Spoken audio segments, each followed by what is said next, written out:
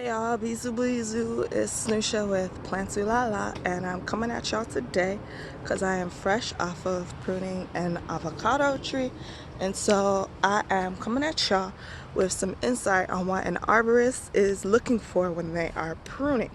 And so you might think to yourself, well, hey, I have a saw, I have a chainsaw even. I could just go in the back and remove any of the branches, get things looking nice and spiffy, And so why you might want to hold off on that is because an arborist has a trained eye, and the things that we are looking for, you might not always think of in advance. And so, for example, one of the primary things that we are looking for is disease. And so we evaluate disease by looking at the leaves, looking at the condition of the tree or the plant itself, and also looking at the time period we're in, seasonality. And so right now, even though we get this delicious, beautiful sun, we are still in winter, and it's not too late for pruning jobs to be done. Another thing that we are looking at is other conditions, such as earlier today, the avocado I was working with had a ton of scorching. And so this is one of the recommendations that we can provide to you as a homeowner and say, hey, so maybe provide more water so that the plant is hydrated and is less susceptible to the intense heat. And so scorching is basically what it sounds like, getting burnt and crispy, a little sunburn. Another thing that we are looking for beyond just the conditions and disease is the utility. What is the functionality of this tree? And so establishing a base height, so that could be you like to sit under your tree, right? And also too, it helps to remove disease because disease is mostly at the bottom.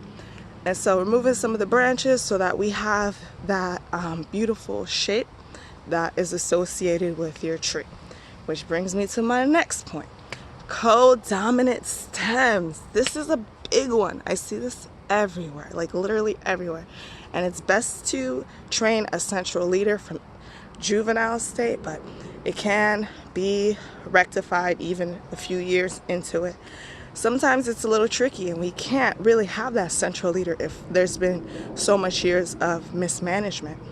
And so that's what we're looking for, is how can we get the most ideal shape for this species itself.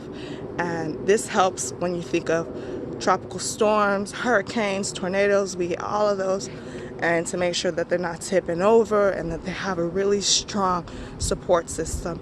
That support is supported by their roots, and overall symmetry and stuff like that. And looking into the canopy itself, we're looking for dead branches that need to go.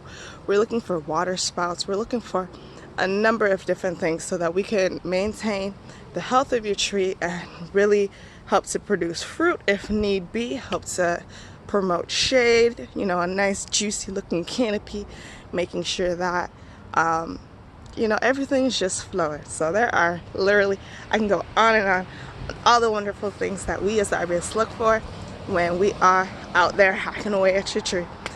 But the best thing that you can do is reach out to an arborist or a friend or someone if you yourself are interested and learn more about your specific tree. Alright, later, bisou.